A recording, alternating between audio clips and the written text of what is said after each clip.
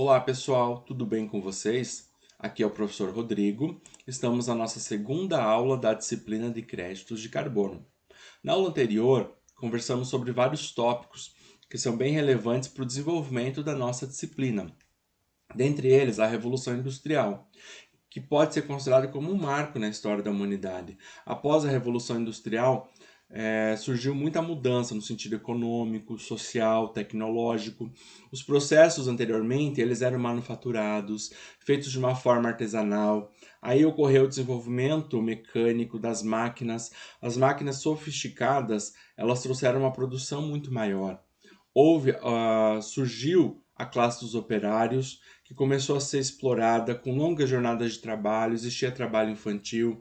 Após isso, começou a se preocupar com os direitos trabalhistas, começou a se cuidar da saúde e segurança do trabalho. A Revolução Industrial ela trouxe muito progresso, houve também uma urbanização muito grande, um crescimento demográfico acelerado e desproporcional. Algumas regiões muito povoadas, perto das indústrias, das grandes corporações, e outras regiões menos povoadas. Então, existe um misto. Muitos benefícios surgiram após a Revolução, mas também muitos malefícios. Dentre eles, a questão ambiental. Por quê? Começou-se a queimar uma grande quantidade dos combustíveis fósseis e esses liberam o CO2, que é o dióxido de carbono ou o gás carbônico, também chamado, na atmosfera. Ele é muito importante, esse gás, para a vida no planeta. Existe o ciclo do carbono. As árvores, por exemplo, elas absorvem energia solar e elas capturam o CO2 que está no ar. Esse processo é conhecido como fotossíntese. Então, elas produzem glicose e o oxigênio. Então, o que acontece? No processo inverso, que é a respiração, elas consomem o oxigênio e liberam parte do CO2 que elas absorveram. Parte elas mantêm na estrutura. Quando as plantas morrem, as árvores morrem, existe o processo de decomposição. E esse também libera o CO2 na atmosfera. Esse é um processo natural que nos ajuda no efeito estufa. O que é o efeito estufa? Existe uma camada gasosa de CO2 e outros gases ao redor da Terra na atmosfera. Eles filtram a energia solar e retêm uma parte desse calor. O problema é que após a Revolução Industrial começou a se utilizar uma quantidade muito grande desses combustíveis de uma forma totalmente desenfreada. E a quantidade de gás carbônico no ambiente foi muito maior do que precisava para o ciclo natural do efeito estufa. Então, começou a reter mais calor pelo efeito estufa do que deveria. E esse calor ocorreu o quê? Graças a ele, o chamado aquecimento global. E isso foi negativo para o planeta. Então, esse é chamado efeito estufa antrópico, porque ele é causado pelo homem, não o natural que ocorre, que é benéfico. Porque se não existisse o efeito estufa, nós não viveríamos numa temperatura adequada, não teria como ter vida no planeta. A temperatura média seria em torno de menos 17 graus. Então, o efeito estufa ele é bem importante. Porém, o efeito estufa causado pelo homem, ele faz aumentar a temperatura média da Terra e começa a acontecer muitos fenômenos negativos, dentre eles o derretimento das calotas polares. Já se obteve eras com aumento de temperatura média, mas nunca como se viu na atualidade. Então, a gente começa a perceber que existem muitos fenômenos acontecendo com frequências muito grandes, fenômenos negativos e destruidores. Então, há necessidade de se cuidar isso, porque o aquecimento global não é bom, ele é perigoso. A comunidade científica, ao perceber, ao entender tudo isso, começou a se preocupar, os países também, começaram a se realizar tratados, que nós discutimos na aula anteriores, entre os países. Um desses tratados foi assinado o Protocolo de Quioto. Então, por causa dessas mudanças climáticas que ameaçam a vida no planeta, foram feitos esses tratados e no Protocolo de Quioto, os países industrializados se comprometeram que eles iriam reduzir 5% das emissões gasosas. Isso comparando como referência o ano de 1990, a quantidade que foi emitida. Então, os países em desenvolvimento também poderiam participar disso, chamado sequestro, fazendo sequestro do gás carbônico ou reduzindo a quantidade que é emitida para a atmosfera, para tentar minimizar os efeitos negativos do efeito estufa. Então, para os países em desenvolvimento, eles não foram obrigados a entrar no compromisso do Protocolo de Quioto, porém eles poderiam participar do mecanismo de flexibilização chamado Mecanismo de Desenvolvimento Livre, MDL. Então eles poderiam poluir menos e vender para os países que não atingiram a meta o direito de poluir. Então foi algo bem polêmico, por um lado, mas porém que poderia beneficiar os países em desenvolvimento. Então, vamos falar um pouquinho sobre a Conferência das Partes e o Protocolo de Quioto, que nós já conversamos na aula anterior, porém hoje vamos expandir alguns conceitos, porque ela é extremamente importante para a história da humanidade. Então, existe a Conferência das Partes. O que é essa Conferência das Partes? É um órgão supremo da Convenção do Quadro Nacional das Nações Unidas sobre Mudança Climática. A sigla é UNFCCC.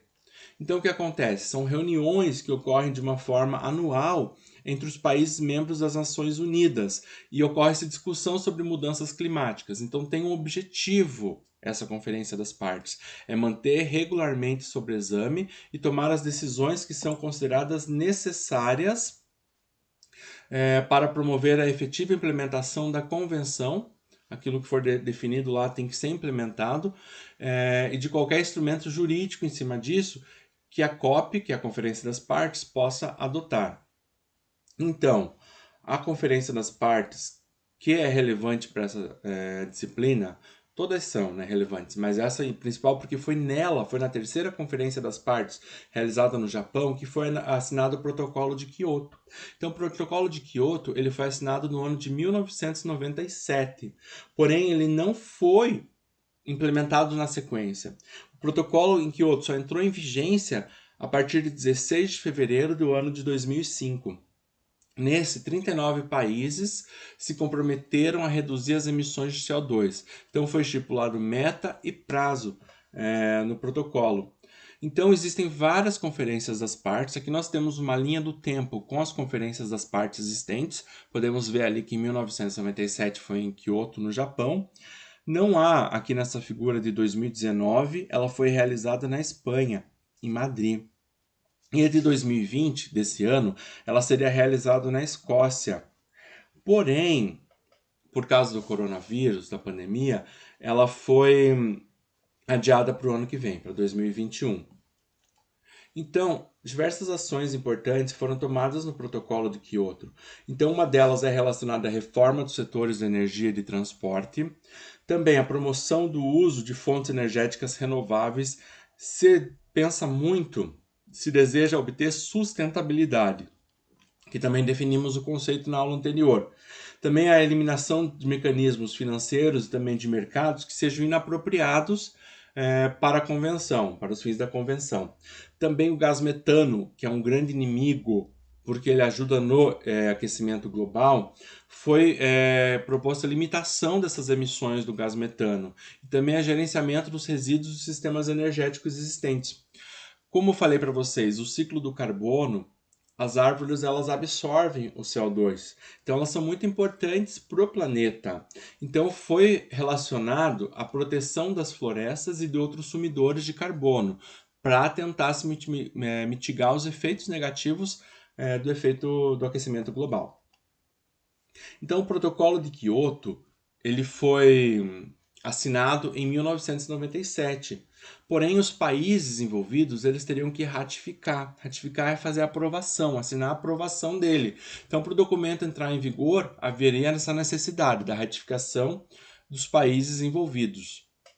Então, um grande problema que surgiu na época é que o país que mais emitia CO2, que é os Estados Unidos, com um total de 36%, esse valor muda, porque tem ano que a China ficou em primeiro lugar, depois os Estados Unidos na atualidade. Então, naquela época, foi se afirmado que os Estados Unidos emitia 36% dos gases que eram causadores do efeito estufa.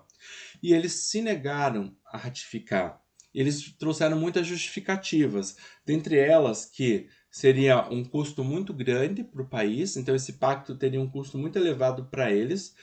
Os Estados Unidos achou injusto que os países em desenvolvimento não fossem obrigados também a reduzir. O que nós vimos na aula anterior? Que só os países do anexo 1, que são os países industrializados, são países que iniciaram a industrialização mais cedo, então estão há muito mais tempo poluindo. Então esses foram impostos que eles deveriam reduzir os 5%. Para os países industrializados, não, como o Brasil, por exemplo. Então, os Estados Unidos julgou que isso não seria justo e que também as provas não eram suficientes que o aquecimento global e as ações industriais fossem associados ao aquecimento global. Então não havia provas que associassem ao aquecimento global às ações industriais. Foi isso que eles justificaram.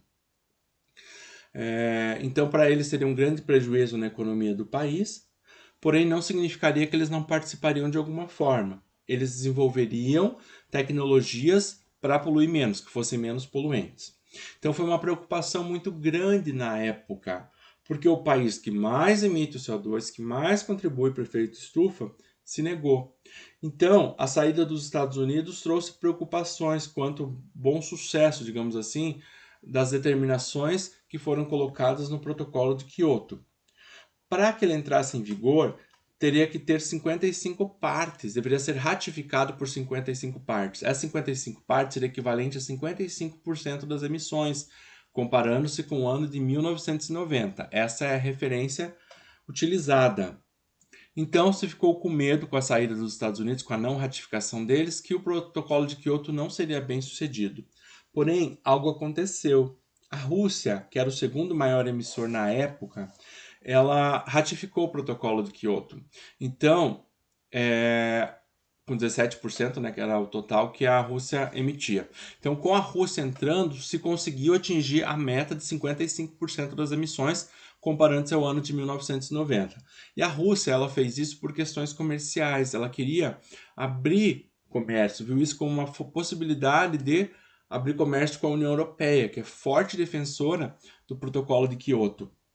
Então, por essas questões econômicas, a Rússia aceitou entrar. Então, assim que a Rússia entrou, então, após 90 dias da ratificação da Rússia, o protocolo de Quioto entrou em vigor. Então, isso ocorreu em 16 de fevereiro de 2005. Então, foi convencionado, como eu já citei com vocês, uma redução de 5% das emissões, relacionando com o ano de 2018. Quando que isso deveria acontecer? Entre os anos de 2008 e de 2012.